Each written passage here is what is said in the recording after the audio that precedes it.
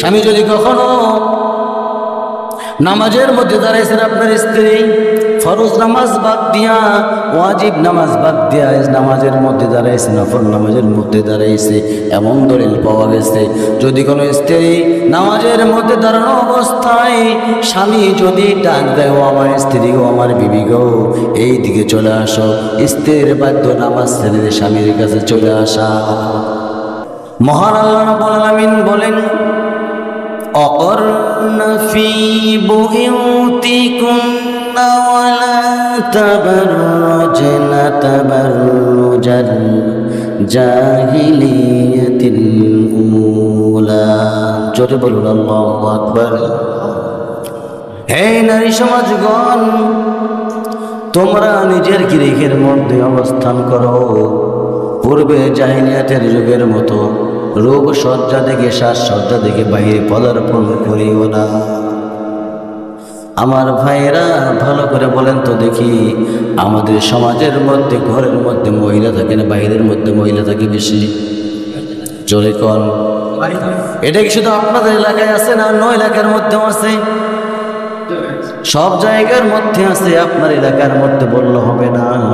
এই কারণেই হবে না, আপনার এলাকা তো আপনার এলাকায়, অন্য এলাকার কথা বলা লাগবে কি লাগবে না? যেখানেই দেখবেন বলে দেবেন, ও মা, ও বোন, তোমার দায়িত্ব, তোমার জন্য আল্লাহ রাব্বুল আলামিন কোরআনের আয়াত নাজিল করেছেন। কোথায় নাজিল করেছেন? সূরাতুল আহজাব 33 নম্বর সূরা 33 নম্বর আয়াত দেখবেন। মহান আল্লাহ রাব্বুল আলামিন বলেছেন, তোমরা নিজের গৃহের মধ্যে অবস্থান করো, অর্থাৎ নিজের ঘরের মধ্যে অবস্থান করো, পূর্বের জাহিলিয়াতের যুগের মতো রূপসজ্জা দেখে সাজসজ্জা দেখে তোমার বাইরে বের হইও না। আমার বন্ধুগণ, আজকে বর্তমান সমাজে দেখা যায়, স্বামী যদি সকালবেলা বের হয়ে যায়, বিকালবেলা কাজকর্ম করে মাথার ঘাম পায়ে ফেলাইয়া বাড়িতে একজন স্বামী চলে আসে, আসার সঙ্গে সঙ্গে সালাম তো নাই, কালাম তো নাই, কিছুই তো নাই। আসার সঙ্গে যদি কিছু না নিয়ে আসে, বলে কি জানেন, কিছুই নিয়ে আসলে না, কিছুই নিয়ে আসলে তোমার সঙ্গে কথাই বলবো না। আসতে না নাই? মনে হয় আপনাদের এলাকায় নাই, এই এলাকায় মনে হয় নাই। ভাই আমার ভাইয়ের, আমার বন্ধুগণ, আমার প্রত্যেকটি মায়ের দায়িত্ব, প্রত্যেকটি বোনের দায়িত্ব হলো, এক নম্বরে তারা 4টা কাজ করবে। 1 নম্বর কাজ 4টা করবে। কয়টা? 1 নম্বর কাজ, কয় নম্বর কাজ? 1 নম্বর কাজ 4টা করবে।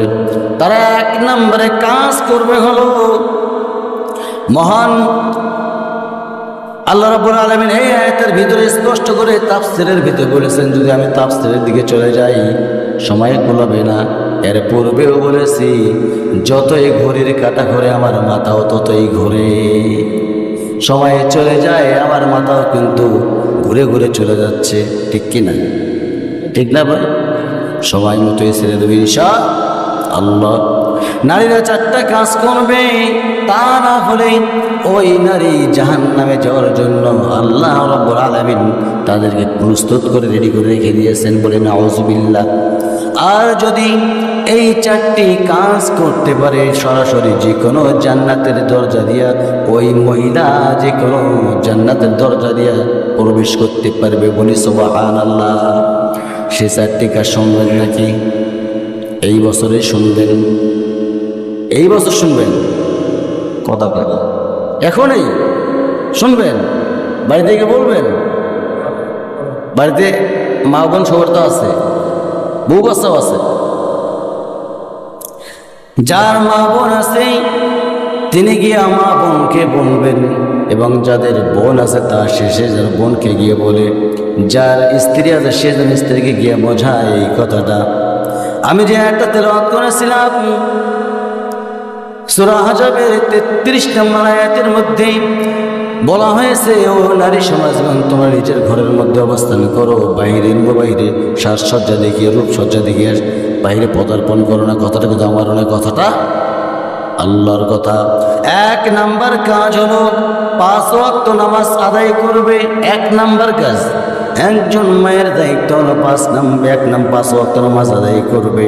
2 নম্বরে রমজান মাসে রোজা রাখবে। 3 নম্বরে নিজের লজ্জাস্থান হেফাজত করবে। 4 নম্বরে চলে আসলো ওই নারীর স্বামীর স্বামীর আনুগত্য করবে, স্বামী যে আদেশগুলো দেবে সেই আদেশগুলো মেনে নেবে। কিছু বুঝছেন? কিছু বুঝছেন?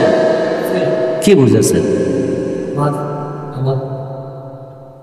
আমি সরাসরি নামাজের কথাই বললাম। এর থেকে বড় ইবাদত আছে না নেই? নাই আছে, এর থেকে বড় ইবাদত আছে। আপনার স্ত্রী, আপনার দায়িত্ব, আপনার স্ত্রীর দায়িত্ব আপনার খেদমত করা। খেদমত করা শেখাইতে পারিনি আমরা কখন? যুবককালে শেখাইতে পারছি, যুবককালে শেখাইতে পারছি। আমাদের মতো কথা বলেন, আমাদের মতো বয়সে শেখাইতে পারিনি। আর এই বয়সকালে আসিয়া কি হয় জানেন? বুড়ো হয়ে যায় যখন বুড়ো হয়ে যায়, আমরা বুড়ি বলে, বুড়ে যায় এখান থেকে সর, এখান থেকে সর। কেন বলে জানেন? কেন বলে? ওই আনুগত্য ছিল না। আপনার আনুগত্য আপনার স্ত্রী করতে পারে নাই। আমার ভাইয়েরা, রিসেন্ট ঘটনা, আজকের ঘটনায় আমার মনে পড়ে গেল, একজন স্ত্রী তার স্বামীকে, একদম স্বামীর অবাধ্য স্ত্রী, একদম স্বামীর অবাধ্য স্ত্রী, স্বামী যখন কথা বলল জুমার নামাজের মধ্যে সে রেডি হয়ে চলে যাবে, ওই স্ত্রীর দায়িত্ব ছিল গামছাটা নিয়া অথবা তোয়ারিটা নিয়া অথবা লুঙ্গিটা নিয়া যেখানে বাথরুমে চলে গেছে সেখানে ওই স্ত্রীর দাঁড়াইয়ে থাকানো। বর্তমান সমাজে তুমি স্ত্রী, তোমার দায়িত্ব হলো আমার স্বামী আমাকে আমার চাহিদা পূরণ করানোর আগে আমি যেন আমার স্ত্রীকে বলতে পারি, ও আমার স্বামী গো, বাকিটা বলবো। প্রত্যেকটা নারীর দায়িত্ব, স্বামী তো আমার সারাদিন ক্লান্ত শ্রান্ত হয়ে ঘাম ঝরায় এসে রাতের বেলা একটু কি খাইলো কি না খাইলো, না খেয়ে তো ঘুমাইলো। বর্তমান সমাজের মেয়েগুলো এমন হয়ে গেছে, স্বামী খাইলো কি খাইলো না তা দেখবে না, তা না দেখেই ঘুমাইয়া যায়, এমন ঘুমাইয়া যায়। তুমি কি কলার গাছ নাকি মিয়া? তুমি কি কলার গাছ? তো স্বামীর দিকে তাকাও না, একটা দিনের জন্য তুমি স্বামীর দিকে তাকাও না।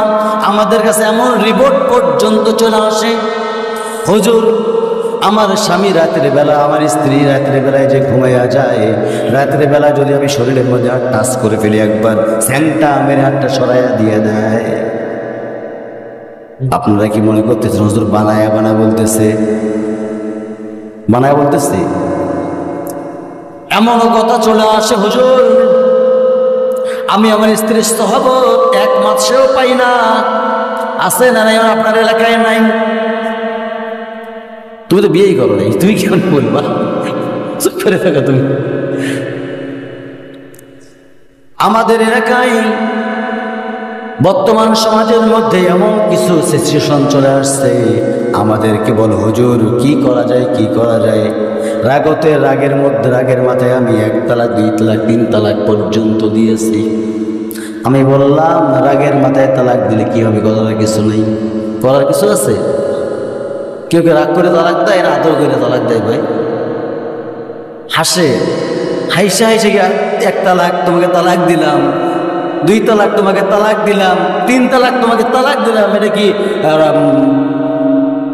মানে ঠান্ডা মাথায় দেয় না গরম মাথায় দেয়? তখন আমাদের কথা বলার অপশন থাকে না। শুধু তালাক হচ্ছে বর্তমান সময়ে বেশি একটাই কারণে, স্ত্রীর স্বামীর সহবত না থাকার কারণে। কোন স্ত্রী যদি রাত্রি বেলায় স্বামী যদি স্ত্রীর সহবাস করার জন্য স্ত্রীর সহবাস পেতে চায়, স্বামী ওই স্ত্রী যদি নাফরমান করে, আল্লাহর ফেরেশতারা ওই মুহূর্ত থেকে ফজর পর্যন্ত ওই বান্দার উপরে লানত দিতেই থাকেন, বলি না আউযুবিল্লাহ। আবার কোন স্বামী যদি স্ত্রী যদি বলে, আমার স্ত্রী গো আজকে আমার সাথে তোমার মেলামেশা করতে হবে। আমি কিন্তু বাংলা ভাষায় কথা বলতেছি ভাই, কিছু মাইন্ড করবেন না, কারণ বাংলা কথা না বললে ইঙ্গিতে মারলে আপনারা বোঝেন না, ঠিক কিনা? যদি আমি একটু উলট পালট করে কথা বলি আপনার কিছুই বুঝবেন না, কিছুই বুঝবেন না আপনারা। আবার কোন স্ত্রী যদি বলে, ও আমার স্বামী গো, আজকে রাতটার মধ্যে তুমি আমার জন্য যথেষ্ট, ওই স্বামী যদি বলে আজকে পারবো না, কোনো অজুহাত দেখায় বিনা কারণে, আল্লাহ রাব্বুল আলামিনের ফেরেশতাগুলো ওই সময় থেকে ফজর পর্যন্ত ওই স্বামীর উপরেই লানত দিতেই থাকেন, বলি নাউযুবিল্লাহ। আমার বন্ধুগণ, তাহলে স্বামী এবং স্ত্রীর মধ্যে মহব্বত থাকার দরকার আছে না নাই? আসতে বলবেন না, থাকার দরকার আছে না নাই? কেমন কইরা করবেন? স্ত্রী যখন আপনার কথা বলবে, বাড়িতে গিয়ে বলবেন, হয়তো এখানে অনেক বাপ আসছেন, তার সন্তান চলে আসছেন, সন্তানগুলো বাড়িতে গিয়ে বলবেন, ও মা, যখন আব্বা রাগ হয়ে যাবে তুমি কথা বলবা না, তাহলে আর কিছুই বাঁচবে না। সমাজের মধ্যে স্বামী যখন কথা বলে, স্ত্রী কথার পাট্টু পায়ে জবাব যখন দিয়ে দেয়, উত্তর যখন চলে যায়, তখন ওই স্বামীর মাথা ঠিক থাকে না খারাপ থাকে? বলেন তো দেখি, জোরে কন। ঠিক থাকে, ঠিক থাকে মানে আপনার ঠিক থাকে, আপনার ঠিক থাকে, ভাই আমার ঠিক থাকে না। স্ত্রী আমার মুখের উপরে কথা বলে আমার মাথা ঠিক থাকে না, তুমি কেন কথা বলবা? মাথার ঘাম পায়ে ফেলাইয়া আমি পুরুষ, আমি তো নিয়ে আসি তোমার জন্য, তোমার সন্তানের জন্য, তুমি আমার মুখের উপরে কেন কথা বলবা? তুমি খাবা দাবা, ঘুম পারবা, কাজকর্ম যাই করবা, রাগ করতেছেন মনে হয় এই এলাকার নাই মনে হয়।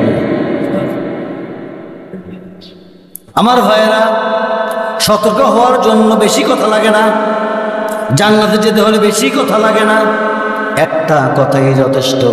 আমি বললাম, কোনো স্ত্রী, কোনো মহিলা, কোনো নারী, কোনো বোন, যা বলেন আপনি, বেশি কিছু করা লাগবে না, 4টা কাজ করবে। বলেন কয়টা কাজ? 4টে কাজ। 1 নাম্বার 5 ওয়াক্ত নামাজ পড়বে, 2 নাম্বার রমজান মাসে রোজা রাখবে, 3 নাম্বারে নিজের লজ্জা স্থান হেফাজত করবে, 4 নাম্বারে স্বামীর আনুগত্য করবে। কয়টা হলো? 4টা হলো। কোনো মেয়ে যদি, কোনো মহিলা যদি এই 4টা কাজ করতে পারে, আল্লাহর কসম করে বলে ওই মহিলা জান্নাতের যে কোনো দরজা দিয়ে জান্নাতে প্রবেশ করতে পারবে, বলে সুবহানাল্লাহ।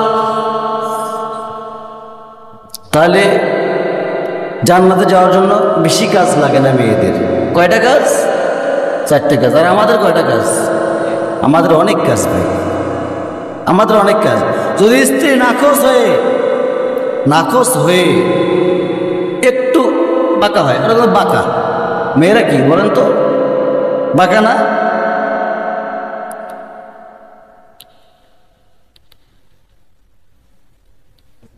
মেয়েরা কিন্তু বাঁকা। আল্লাহ রাব্বুল আলামিন আদম আলাইহিস সালামের বাম পাজরের বাঁকার থেকে মেয়েদেরকে সৃষ্টি করেছেন। কোরআনের কোথাও নাই।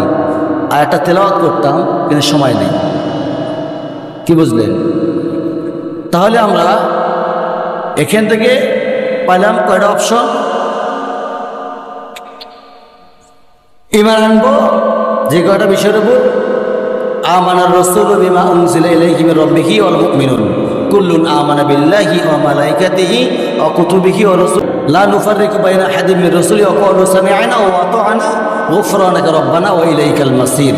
সূরা বাকারা আয়াত নাম্বার 285। আয়াত নাম্বার কি সূরা? সূরাতুল বাকারা আয়াত নাম্বার 285। আয়াতটা কি দেখে নিন, তাফসীরটাও দেখবেন, এমনিতেও পেয়ে যাবেন। এখানে যে কয়টা বিষয় আছে, এই কয়টা বিষয়ের উপরে ঈমান আপনাকে অটল থাকতে হবে। ঈমানের উপরে যা জানবেন, সামি'না ও আতা'না, শুনলাম সঙ্গে সঙ্গে মেনে নিলাম। বুঝতে পারছেন? আরেকটা কি বুঝলেন? মায়েদেরকে গিয়ে বলবেন 4টে কাজ। 4টে কাজ কি? নামাজ, রোজা, আর কি লজ্জাস্থানে হেফাজত করা, আর কি স্বামীর আনুগত্য করা।